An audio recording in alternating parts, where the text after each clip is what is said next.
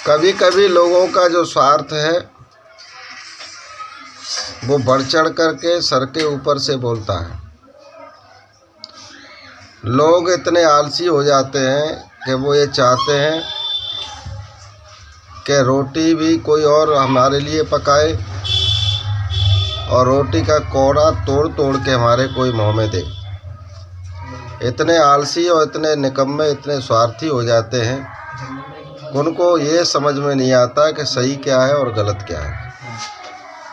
यही बात अगर दिल्ली की जाए तो इस समय जो हालात हैं आम आदमी पार्टी को लेके और बीजेपी पार्टी को लेके, जिस व्यक्ति ने ज़मीन से अपना उठान किया जिसका नाम केजरीवाल, जिस व्यक्ति ने जूते चप्पल खाए जनता के विकास के लिए, जनता के समस्याओं को सुनने के लिए, गरीबों की समस्याओं को देखने के लिए, जिसने संघर्ष किया, जो जेल भी गया,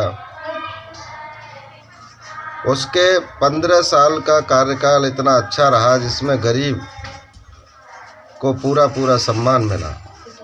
गरीबों को, यहाँ तक कि किराएदारों को भी 200 यूनिट तक का फ़ायदा मिला बिजली बिल का, 2000 लीटर पानी फ्री मिला। बुजुर्गों को सम्मान दिया गया कि बसों में फ्री यात्रा कराई गई। यहाँ तक कि देवी देवताओं के भी दर्शन फ्री कराए गए, तीर्थ यात्रा भी फ्री चली। इतना पैसा खर्च कहाँ से हुआ ये जनता नहीं जानती है, न जनता समझना चाहती है, न गरीब समझना चाहता। गरीब ये चाहता है कि मैं काम भी न करूं,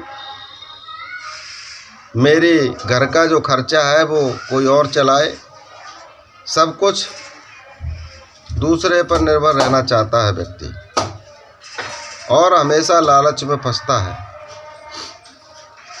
लेकिन जो ये सोचता है कि बीजेपी ने जो वादा किया है कि पक्का मकान देंगे झुग्गी की जगह, ये हर घर में एक नौकरी हो गई, तो आप भूल गए हो कि जब बीजेपी आई थी तो मोदी ने क्या कहा था कि 15-15 लाख गरीबों के खाते में आएंगे, काला धन वापस आएगा, कोई व्यक्ति गरीब नहीं होगा।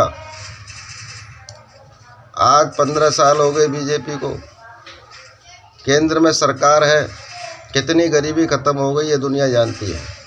आज भी फुटपाथ पे लोग सोते हैं। धर्म के नाम पर खिलवाड़ हो रही है देश के अंदर, कितनी गरीबी ख़त्म हुई। महंगाई का इतना बोलबाला रहा कि पूरी दुनिया देख चुकी है, और ये गरीब बीजेपी से पाना चाहता है कि मेरे लिए कुछ बीजेपी करे। तो ये जो आपको आश्वासन दिया जा रहा है वो सरासर झूठा है। आपकी झोंपड़ियाँ झुग्गियाँ पक्की नहीं होंगी, बल्कि आपकी झोंपड़ियाँ झुग्गियाँ दिखाई नहीं देगी। एक समय ऐसा आएगा कि आप देखते जाइए कि जो वादा किया उसका उल्टा बीजेपी करती है हमेशा। गरीबों के लिए कुछ नहीं होगा, जो होगा वो पूंजीपतियों के लिए होगा, पैसे वालों के लिए होगा।